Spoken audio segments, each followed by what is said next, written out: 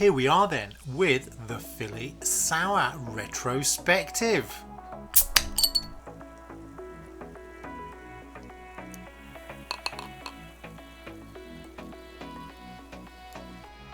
Cheers.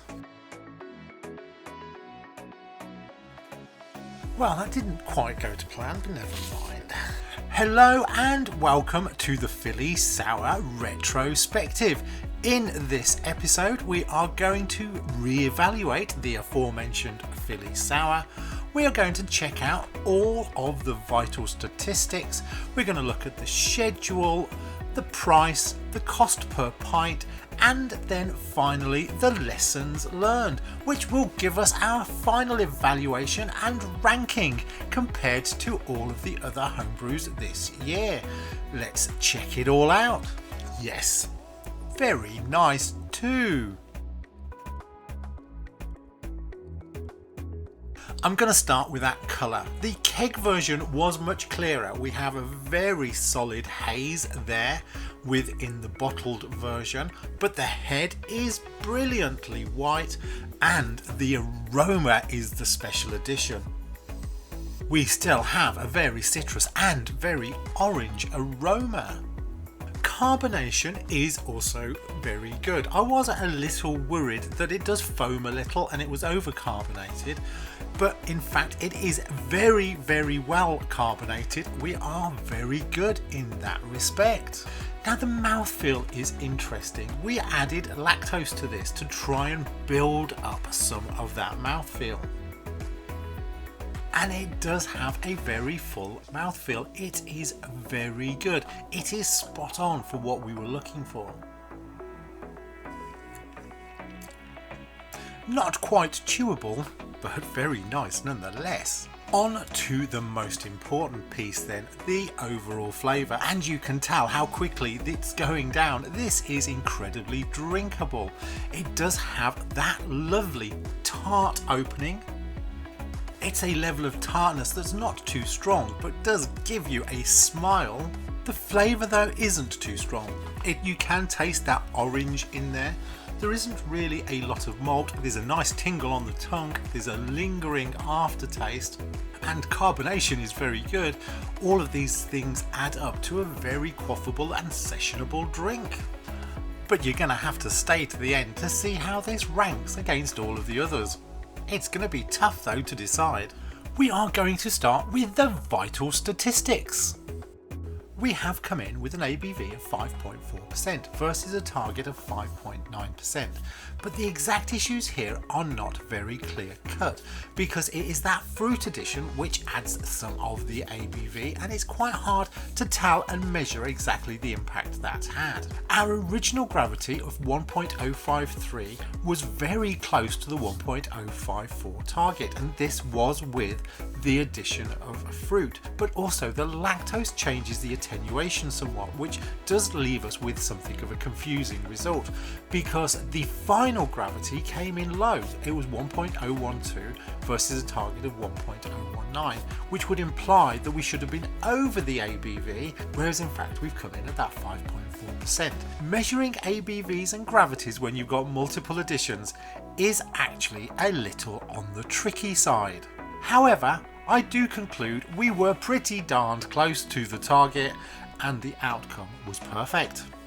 We had a second winner, which is the fermenter volume, and the bottled volume came in a little high as a result of all those additions. I'm not sure exactly how you qualify those in Brewfather, and I guess that caused us a little bit of an issue. However, we got a litre more. Wahey! Carbonation then was either in the keg or via some additional yeast and some sugar to bottle carbonate. Now in hindsight, I do not think the bottles were overcarbonated. I did worry about that when I opened the first bottle, but in the end they have just been incredibly well carbonated, but not overcarbonated. I love this drink. Moving on to the schedule. Of course, we have two schedules, both from the same starting brew day, but one through the keg and one through the bottle, which required some additional time for bottle carbonation. For the keg carbonated version, that was just under a month, and for the bottle carbonated, we just needed a couple of extra weeks. That breaks down as we see below. We had 4 days in fermentation. That was the initial lactic acid fermentation that gives it its sour. We then had a further 11 days. Now on average for this yeast it does say you need around 10 to 11 days. We had 14 in total, but it was just where weekends fell, so we had secondary for those 11 days. We then moved it into cold crash for 3 days just to help some of that yeast to drop out, and then transferred either to bottles or keg for the beginning of carbonation. Interestingly, the keg carbonation under pressure also created a lot more clarity in the final result, but was ready a week later. Well, hey, bottle carbonation required a little longer, 2 weeks in a warm location, 1 week in a cold location before sticking it in the fridge. Now for this retrospective, things have moved on. We are about 2.5 months since brew day, and the end result is still quite hazy in colour, but is smoothed out terrifically. It is a very quaffable and tart result. I need to put another bottle in the fridge.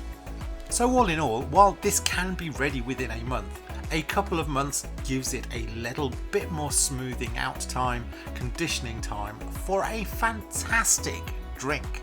On to my favourite topic though, costs and the price per pint. Now, there were a lot of costs associated with this particular brew. £45.50 actually in total, and that all breaks down with quite a few additions. Let's start by looking across the proportions of different ingredients. And the biggest proportion by far are all of those secondary additions. Now this could be even greater if you use puree. In combination with the grains, the fermentables add up to 62% of the overall bill, and with the addition of water, that's 76% overall. The final 24% then are made up of 4% hops, 11% of that splendid Philly Shour yeast, and the final 9% making up the lactose, the nutrient, the Wilflock tablet, the priming sugar, and miscellaneous other water chemistry. And then we have the breakdown. Now, I've talked about this before. I use bottled water, that does bump up the cost there, but it is only £6 of the overall cost. Grains, meanwhile, there was a lot of grains in this particular homebrew, all adding up to £11.20. 2 types of hops, both bittering, £1.71 for those. And then the yeast is interesting. We used 2 yeasts. We had the Philly Shour main event itself, but then we also had the CBC1 cask and bottle conditioning yeast, which was added just for those bottles at the end. Miscellaneous other costs like yeast, nutrient, priming, sugar, some lactose, all of that came in at £3.93. Now the main cost came in secondary with the strawberries and the orange juice. Now this comes in at over £17, and this was actually quite a cheap version. I was looking at the purees and they were costing even more, though in hindsight, lesson learned. Next time I do this, I will use something like the cherry puree. I think that would have given me a stronger fruit end result. So I chose the slightly cheapskate version in the version I did. It's still, I'm very happy, but I will give it more of a stone fruit flavour next time. So let's translate all of this back to the price per pint. £1.59 per pint. This is obviously 500ml, and that is a good price for such a complex drink. The 500ml would have been £1.40. I'm happy with that. The 8 litre Oxybar keg, which I managed to quaff my way through in its entirety, was £22.39. Though the good news is it did last a month. Next, we have some lessons learned. Lesson number 1 was a sour and that yeast. I've never brewed a sour before, I've never used a Philly Shour before, so both were firsts, and I highly recommend them. Now, beer souring can cause a bit of an issue depending on the types of yeast you use because of contamination of wild yeasts, and Philly Shour is a very controlled yeast, so it's a safer place to start for your first home souring. I'm very glad I tried this out. I am going to do another next year. Lesson number 2 is rice hulls. I feel that they deserve a mention because it definitely helped that draining. It went very, very smoothly, and I did buy enough to last me for the next 20 homebrews, so I probably can't use this as a lesson learned for the next 20 lessons learned, but I'll mention it this time and try to stop at this point. Lesson number 3, this is a dumb one, but it was those little clips that I purchased to keep under control all of the cooling and keep the pipes together. I'll be honest, it made a huge difference for tiny outgoing clips. Duh. Lesson number 4 is the use of lactose. Now lactose is a non-fermentable milk sugar and really helps with the mouthfeel, and I can't help but think the mouthfeel on this was wonderful, so I think result achieved. So overall, really happy with that. What I'm not so certain about is, did I overdose it with lactose? Did I use just about enough? Could I have used less? Should I have used more? I would love to hear some feedback in exactly how much the proportion of lactose really should be for what we're looking for. In the meantime though, I will keep experimenting. Lesson number 5 isn't so much a lesson as a question again. So I got some really wonky results. Now, when you get wonky results, there are 2 initial problems. One is it the person who's using the equipment? Me? Did I do something wrong? Is there a failure in the equipment itself? You know, do I need to get some new equipment because it's starting to give dubious results? I'm not exactly sure what went on there. I do know that adding the lactose where I did, also it changes the attenuation, so I am certain the lactose had an effect that I hadn't factored in. But beyond that, it is a little bit of a mystery. I did this homebrew during the morning. It's not that I was drunk. Lesson number 6 was burst carbonation. Now my burst carbonation worked fine, so the principle is great. I just think I burst carbonated for too long. I burst carbonated, I think, for just over 2 days. I probably only needed 24 hours or less than 24 hours, and then I should have dropped the carbonation down.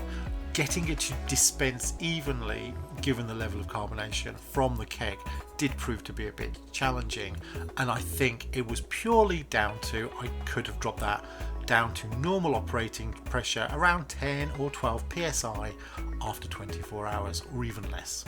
Lesson number 7 was that cask carbonation yeast, and as you look back through the video you can sort of see I was debating whether or not I needed to add it in this particular homebrew. It was recommended and that's the reason that I did it. I have come to the conclusion that the answer is likely to be yes. Honestly, I love the carbonation in this drink. I think I've hit it spot on. So I don't think I overcarbonated. Check. I think the carbonation was very good, and therefore I think the cask carbonation yeast added a lot of value to the good end result. And that's it for the lessons learned. I do think one of my takeaways up though are I will do this recipe again, and I will use a fruit puree this time. It's going to give a stronger flavour. Stone fruits are recommended, so I'm going to choose something like cherry, raspberry, something along those lines, and it will give me, I think, the stronger ultimate flavour in the drink itself. All in all then, I'm giving this pretty much an all-round 7.5, which is a very good end result. It is perhaps in the flavour that I just downgraded it to a 7 for good, because I do think we could have had some stronger flavours, back to me being a bit of a cheapskate in some of those secondary editions. Which quite undeservedly currently puts this in 4th place against my other homebrews. It does not deserve 4th place. It is actually a very, very, very good homebrew. I'm very, very happy with it. But if I follow the scoring criteria precisely, it does come out at very good. And I'm very happy with that too. Well, that's it for our retrospective for the Philly Shour. I must say, do give it a try if you've never thought of doing one of these homebrews. Thank you for watching. Do tune into some of the other videos. The outtakes will also be coming up soon. Good health, everybody. Cheers, like and subscribe, and happy homebrewing.